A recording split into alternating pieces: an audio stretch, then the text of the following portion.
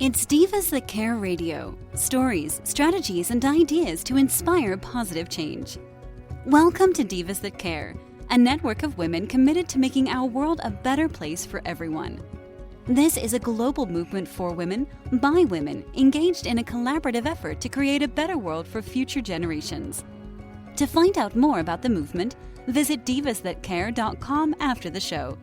Right now, though, stay tuned for another jolt of inspiration.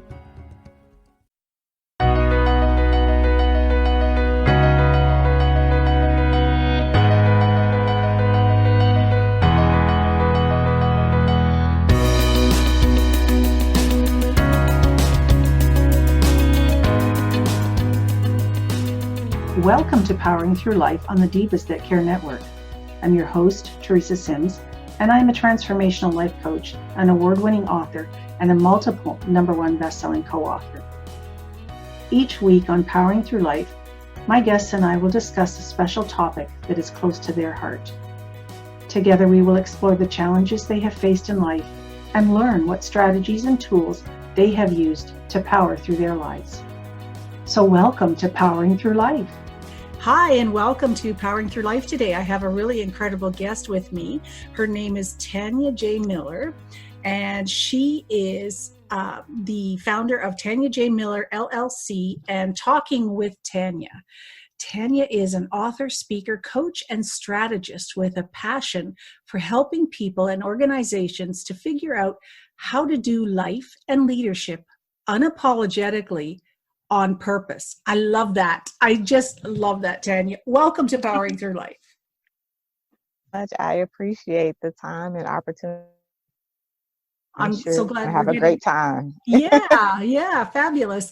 I'm so glad that we're able to do this at the moment. And let's just dive right into your topic today, which is mind matters. Yes. Interesting topic. Very interesting. So would you want to touch on that topic a little bit before we get into the questions? Sure. So Mind Matters is actually a book and a journal project that I did literally 5 years before the book came out. But it came from a period in my own life, in my own time, where my mind didn't matter. I was literally stuck in my own head. I could not figure out how to jump back into life because it was literally sometimes when it's just one thing, you can dust yourself off and you can get back up again. But then it's two, it's like, okay, maybe stay there a little bit longer. But when it's 3, 4, and they just keep hitting you, I needed to take a complete pause and I needed to go do some work. And in that process of doing the thing, I got back to writing because Talk with Tanya has been around for 15 years, actually more than that now, but I stopped writing as much as I used to. And so in the process of me starting back writing for Talk with Tanya, I started writing to myself, saying, I don't want anybody ever else to feel like this. I don't want anybody else to not know how to get out of their own head. I don't want to get unstuck and back on purpose. And then I was like, I want them to get their mind right.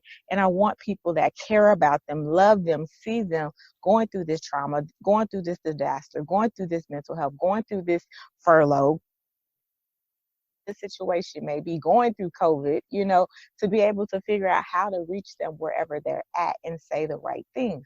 And so I literally wrote it, left it alone, and didn't think anything else of it. But 5 years later, got that tap on the shoulder and was like, hey, you remember you wrote a book, right? And I was like, I wrote a book? Like, Tanya wrote a book? Oh, what book? That Mind Matters. That's the title? That's the title? Okay. Hey, Mind Matters. Your mind matters. It's where everything starts, your thoughts, how you think, how you believe. That's where it begins and ends, if you will. And so pulled it out, found it, because literally I had an old Sprint phone and I didn't even know what I did with it. But I was able to find it, pull it out, work with some editors, work with some great people, also added the journal, Get Your Mind Right journal. And it was my first book. And that was kind of what spearheaded me, starting the company. Even more today, is how we think about it, how we're dealing with it, everything, how we're processing it. We have to take heed. We have to do the work, get stuck. Mhm. Absolutely. We do have to do the work. And I just want to let you know that every once in a while your sound drops out. So I'm not sure what's going on, but we'll continue because we're getting most of the conversation anyway. So if that's okay with you, Tanya. It's okay. I'm Okay. switching. I'm switching. So hopefully this may help the situation. Okay. So I want to start with asking you, how can someone get out of their head, their own head, and jump back into life? How can we do that? Sometimes it's, as simple as, recognizing it that you're stuck, because you probably don't recognize it because you almost become mundane, and you're just doing. By that is, I literally, when I started to look back over that time, I was there, because that's what sometimes people think, that you would just be home under the covers, lights off. No, I was there. I was present, but I wasn't present in my own life and in my own situation. And so that's the first thing I would say is, figure out if you're actually present, and then begin to work through that. And then the next thing I would tell them, recognize if you're present, but ask yourself, have you been living, or has life just been living for you? Have you been part of things that, you would normally do? Have you read a good book lately? Have you, went and spent time with friends or your spouse? Have you enjoyed the joy? And then I would ask you, if you haven't, to those two questions, I would ask you why, because you are stuck. And we have to do the work to get out of it. So if that means, as hard as it may be and as difficult as it may be, to start, start showing up in your own life, start being present, start actually being a part of it. That's what you have to do, because the only way for you to get out, or you're going to stay in there. You're going to stay locked. You're going to stay thinking to everything else in between.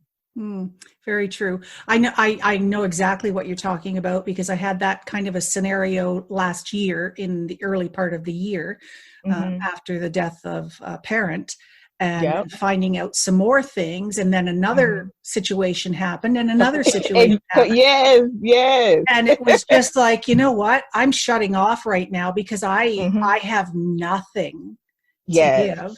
So Yes. in shutting down though, I actually realized once I started evaluating what was going on with myself. So you did the work. You did the work. I did. I realized what I was doing and why I was doing it, and then thought, this is not right. I'm existing, and that's not living. Yep.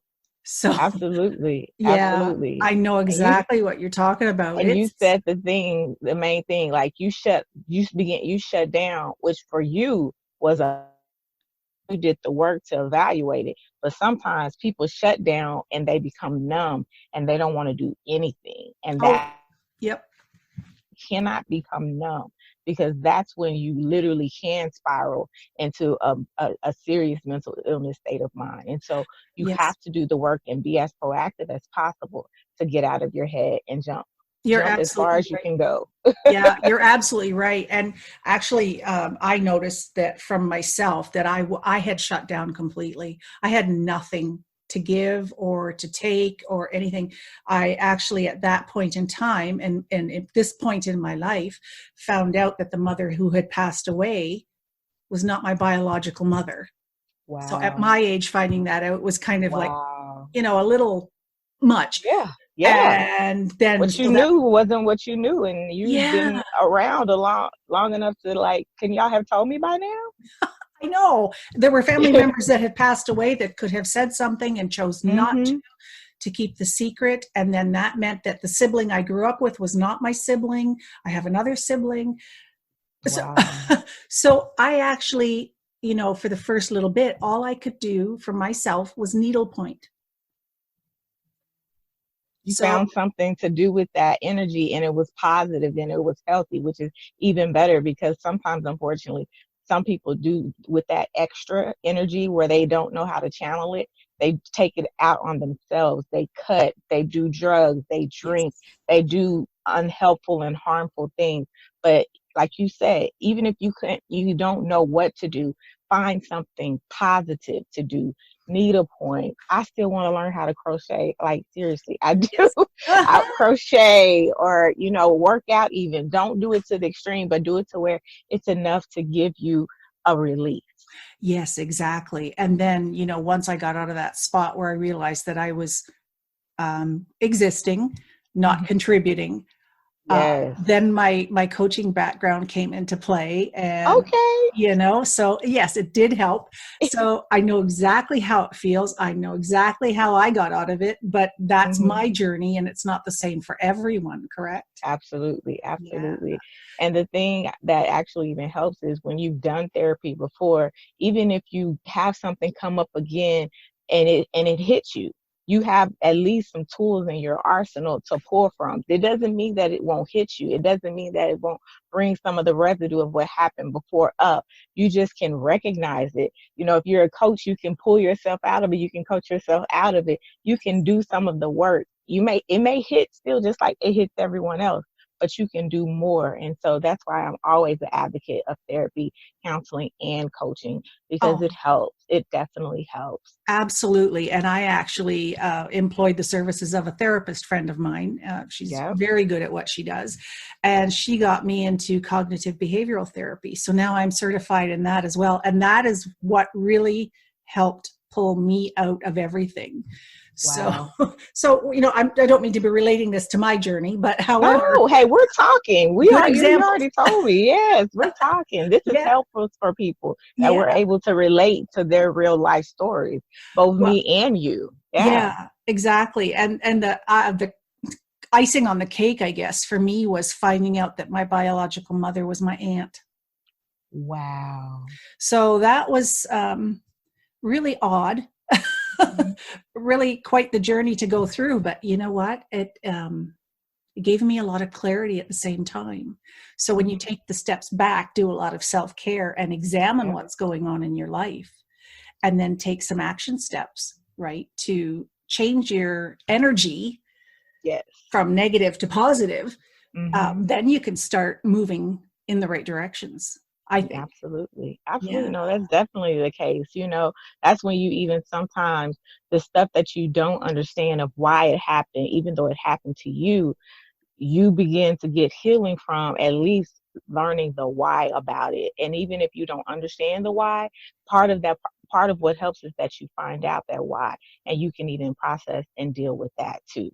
So Yep. yeah, definitely it's always a lot of work. It's always a lot of work, but when you're committed to do the work, to not stay in that same place, but to go live from existing to living, you're better off. Absolutely. Well, that's absolutely true. And any action steps you take, like I did the CBT course and I did motivational interviewing. So for me, that was a step and action step into my healing, my growth.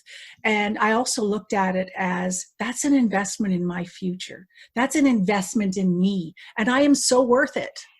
Yes, Right? that is so true. A lot of times, and I'll just be honest, we're by video, so everybody will be able to tell I'm an African American woman. And in my community, not just mine, but even Latino community, it's a stigma to go get the help. It's a stigma to go through therapy. But the reality is it's an investment, not just for what you're dealing with now, but what you may come against down the road. And so if you can find tools, if you can find tips, if you can find resources, if you can find actionable steps that you can put into place, you're not just managing, but you're sustaining this healthy mindset. You're sustaining this healthy living, and you're sustaining what, if it comes again, what you can use to not let it go as far as it did. We're better off. And so like I said, I'm an advocate because I know people like me don't get it. People like me don't understand it, but it's what can literally sometimes save you. It can save you from living a life of bitterness, living a life of, stress, letting the stress take itself out on your body, with high blood pressure, with disease, with all those different things. Because a lot of people don't realize what you hold on to, it holds on to you. And so you have to do the work, because changing your life, changing your mind literally can change your life.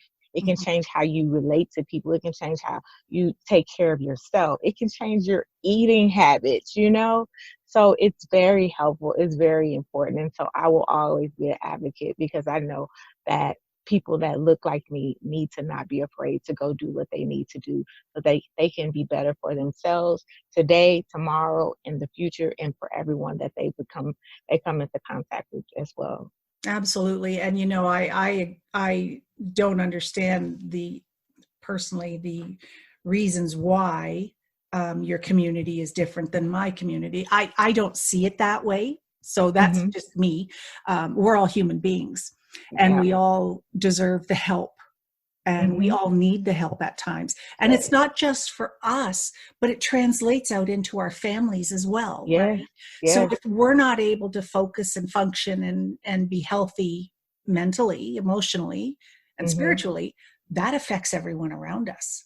Yeah. And we're also the kids, teaching the parents, the friends, all of it. And they're looking at you, especially the children. They're looking at how you resolve conflicts. They're looking at you at how you, balance, anxiety. They're looking at you at how you manage stress, and they're learning. And some of those things they're learning may not be the best way that they take into their lives, into their marriages, into their friendships. So we have to do better as a whole, as a society, as human beings, for sure. Yeah. Oh, I totally agree with you. Yeah. Our mind definitely matters. So Tanya, how would someone go about getting unstuck from whatever it is that's holding them back? To get unstuck, you have to be willing to do the work. A lot of times people say they want to lose weight, but they don't want to do what it takes. And so you have to be ready.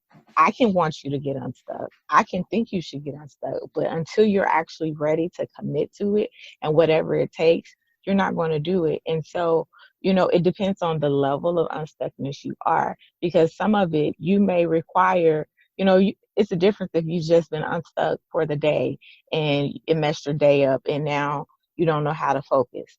That's easy. We can retrace back. We can work through where you got that place that you got stuck, and how you could have handled that better, and how you could have even channeled that energy and to see it from a different aspect and show you a different perspective and learn how you can handle it differently. And then from that point forward, how you can take back your day.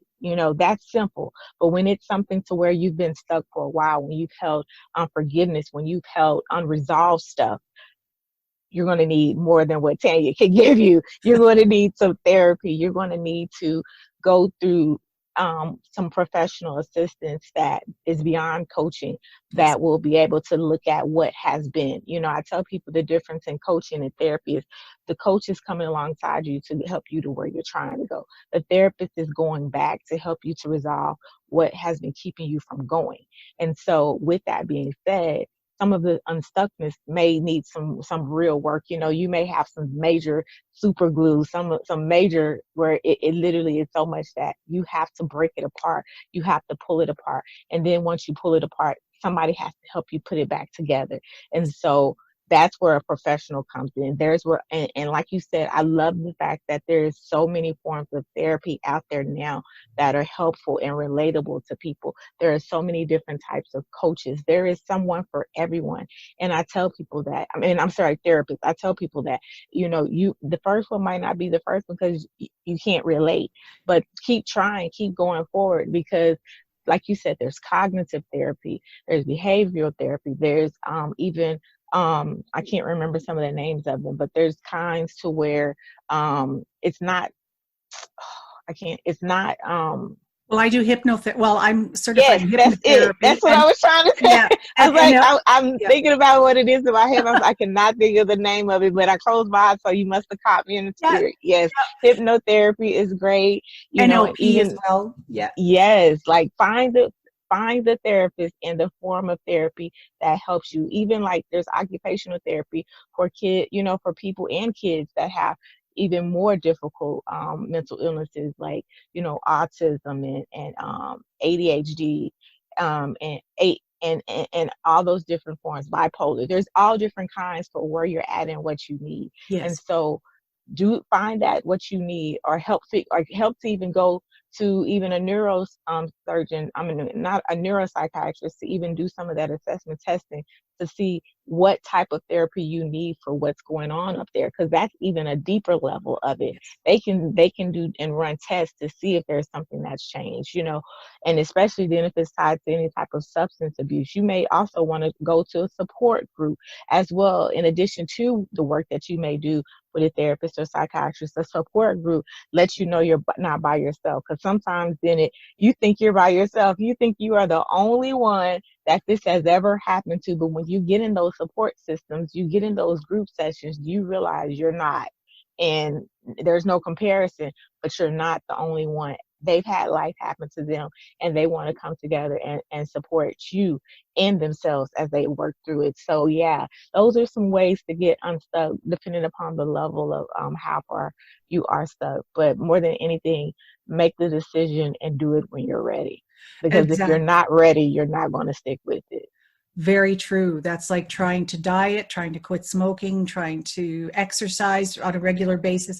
We don't have the stamina and we don't have the will. And this is part of NLP is that part of the mind is in the conscious area of the mind. Mm. When you go into the subconscious, that's where lasting change and habits are formed and can develop.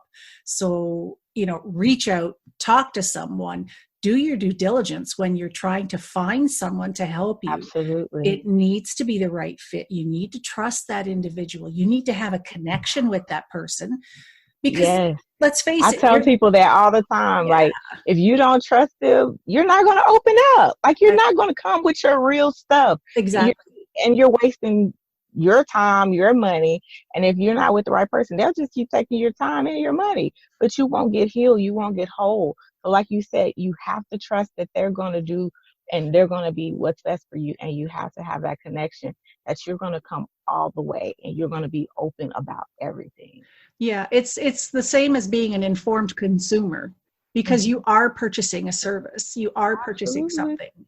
So if you do your due diligence when you're purchasing a car or a refrigerator, or sorry, not to make it sound that way, but but it's the truth. It is. You're purchasing a service from another individual, and that needs to be fitting, and you need to trust that individual. Otherwise, like you say, it's not going to work. You're not going to change. It's not going to help you. You're just going to be going through the motions again. And then you're going to have a bad taste in your mouth because therapy didn't work. Yes, absolutely. That is so true, Teresa. Because I've had a friend like that. She's felt like she hasn't found the right one. And at this point, she doesn't want to try again. And I'm like, no, I don't know who you keep finding, but like, you need the person that, and I tell people, especially like if you're an introvert and you already hold things in, you bottle it up, even culturally, there's cultures that it's not received well to speak on personal things. You just push it down. You just, and so you have to find that person that will go past the point of you blocking them, that will go past the point of your walls and your shields and your defense mechanisms that you put up. Because if not, they don't see them, they don't recognize them, that's not the right fit. You have to listen. You've been doing this for a while, so you know how to hide it real well. You know how you meet that person where they look all glamorous and they look like they have it all together, and then you say one thing and they fall apart, and you're like, I thought you look so great. Like, what's going on? It's because they put on this facade, they put on this mask, they put it out there like they had it all together, when in reality they didn't. And so you have to not come that way when you go and get therapy. You have to pull the mask off. You have to put the walls down, and you have to be vulnerable. Yes. And, a good thing to do, and I use this with my clients, is a permission slip. So give yourself permission to go. I do that too. I have the same thing. Oh, my goodness. Great minds think alike. There you go. Yes. Yeah. Well, I learned that from Brene Brown. So it's very prevalent in what we need to do, because you have to give yourself permission to do these things. Otherwise, we don't do them, because we're not put on the importance scale, and that's the hard part.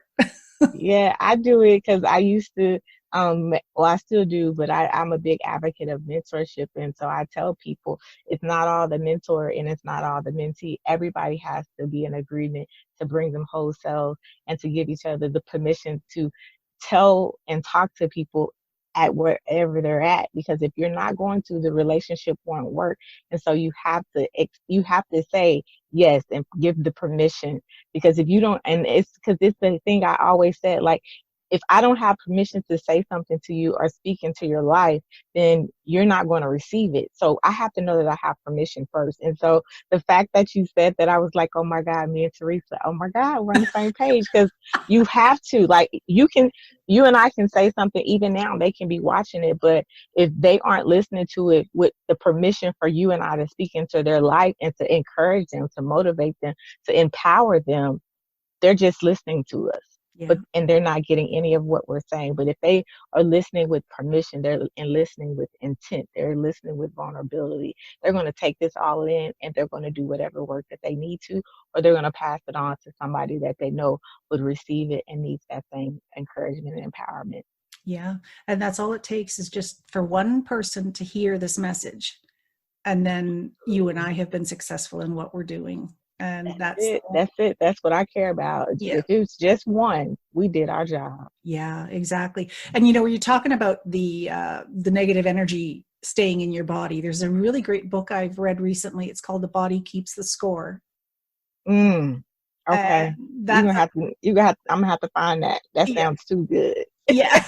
It's about, how things are stored in the body and how they affect and change you completely from where the path you were on to where you are now, because you haven't allowed that energy to get out of you. And that's the biggest thing, I think, is we need to take whatever energy is associated with whatever trauma or issue or problem we've had and deal with it. Remove that negative energy and replace it with something positive. Absolutely. Because you hear it and you hear people say it. You see the commercial. Stress is one of the top number one killer.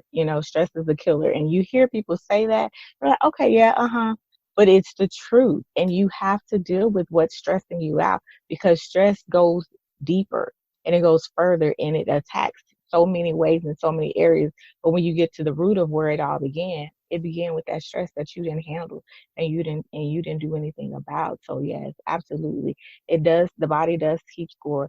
The body does react to whatever you're feeling and what you're thinking. It when you smile, not just your everything changes, your teeth, your cheeks, all of it. And when you frown, you affect it outside, but it also changes things on the inside too. And so we have to begin to realize that we when we're better for ourselves, we're better for us mentally, emotionally, spiritually, and definitely physically. Definitely physically, because it takes its toll when we're not doing the work. It definitely does. It does. That's why self-care is so important. It's a part of therapy. Self-care is very important. Oh, absolutely. So how would someone go about turning their pain of a situation into their purpose? A lot of times so I have to just go on and say this. A lot of times my dad would say things like, you never know what your story will be or bring to somebody. And so sometimes he would say, you living your story can help the person that's coming behind you to be able to pivot, to zig, to zag, to bob and weave, and to not hit those same roadblocks that you hit.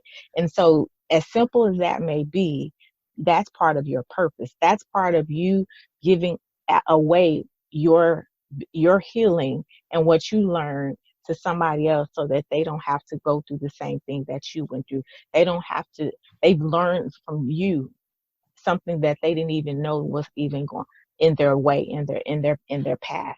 And so that's definitely number one, a way to turn it. Another way is that, a lot of times you see, especially survivors of different things, whether it's illness, whether it's domestic violence, they become champions, they become advocates, they become literally spokespeople, they become fighters and volunteers and they do whatever they can because they know what it's like. And they know that if they can help somebody, if they can help raise funds to fight it even on a larger scale, if they can even be the one that is the face of it so that somebody can recognize what that particular fight looks like, they do it.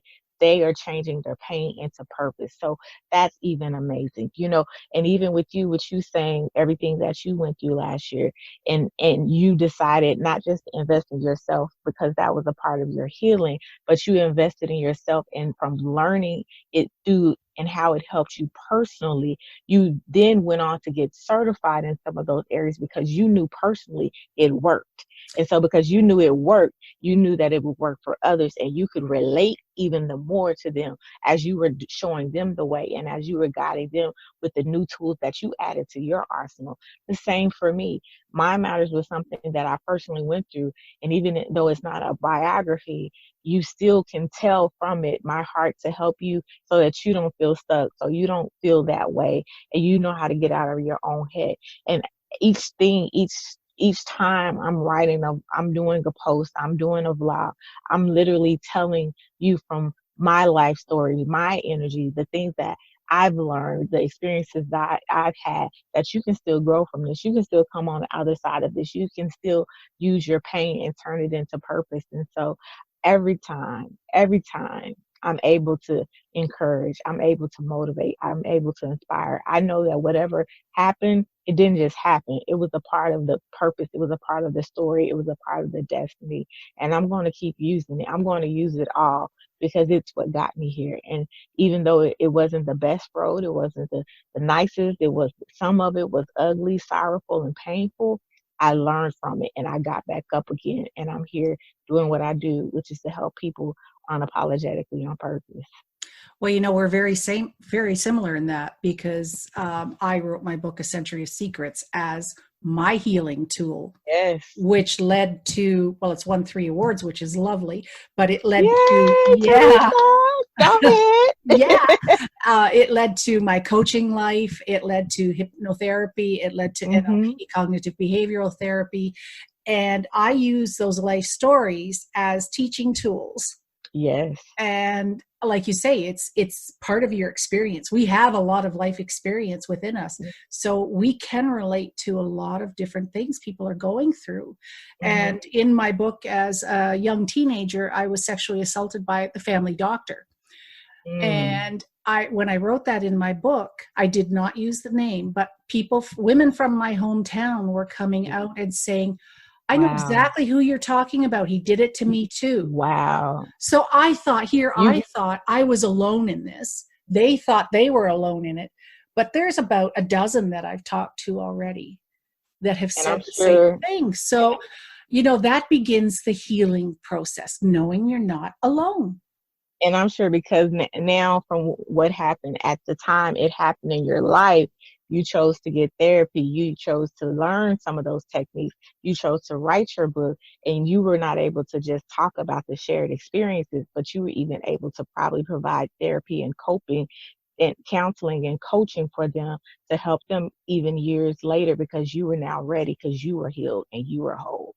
Well, the worst part about the whole thing was one of the ladies that said it to me, she was 80 years old. Wow. And she was very naive, young married woman in her 20s. And we're talking 80 years old from now. So, that was a while ago. And she said that she knew there was something odd about this person, but she didn't know. But then she had gone through a mental breakdown when she was older, was put away into a home, and had met electric shock therapy in order to change the mindset, to change the behavioral patterns, I guess is what it is. But she had never told her husband. She had never told anyone. I was the first person she told. Wow. And you could see the release happening. The healing beginning. Yeah. Because you hold it. One of the things that I'm talking about this week on my vlog is unresolved stuff and what happens when you hold it. I'm literally talking about that right now. Yes. Because people don't understand.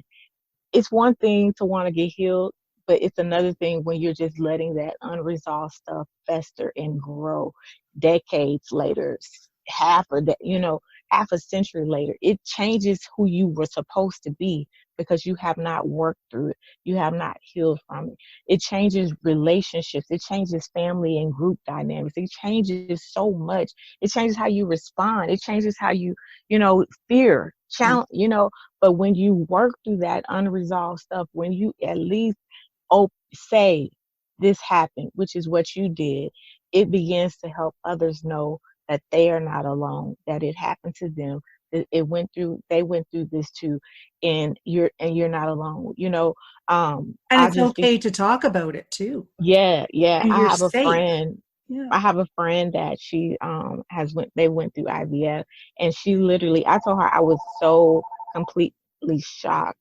Do you want to pause? If my phone is ringing, I'm sorry. Okay, so we've had a lot of great information today. Yes, ma'am. Fabulous conversation. Thank you so much, Tanya. I really do want to have you back as a guest again. All right. Yeah. Well, thank you, Teresa. I appreciate it. We have a lot we can talk about and share and inspire other people with. And speaking of inspiring, do you have a favorite quote that you like to use? I do. It's by the late Dr. Miles Monroe, and it says this: the goal of life is to die empty, to go to the graveyard and disappoint the cemetery. Oh, that's a good one. I like that.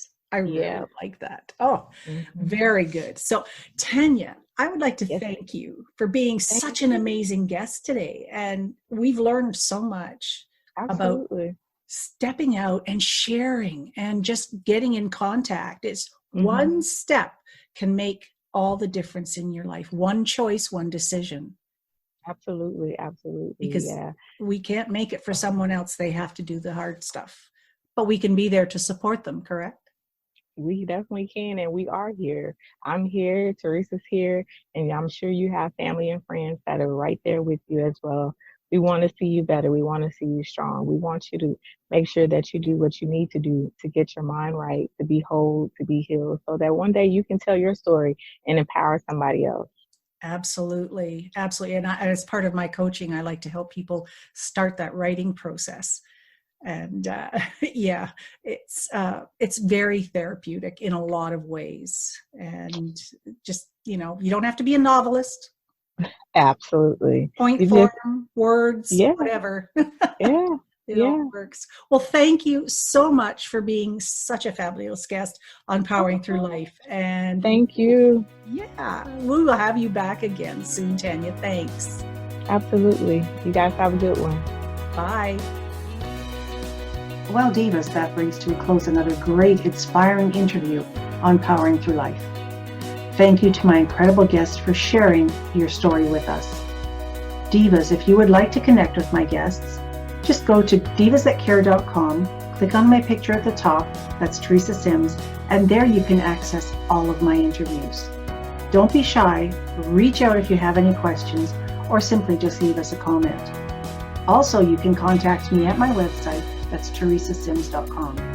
Thank you for listening to Powering Through Life on the Divas That Care Network.